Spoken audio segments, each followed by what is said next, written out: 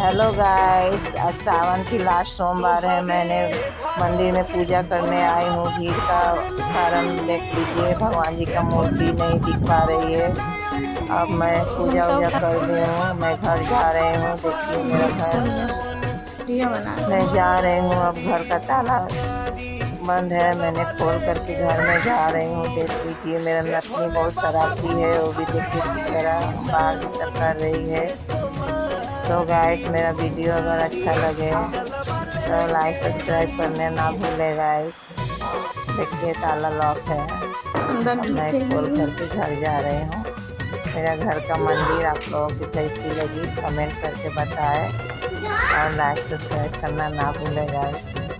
बहुत मेहनत लगती है तरह तरह का वीडियो बनाने में। आप लोगों का लाइक सब्सक्राइब मायने रखती है, हिम्मत देती है वीडियो बनाने में। तो लाइक सब्सक्राइब करना ना भूलें।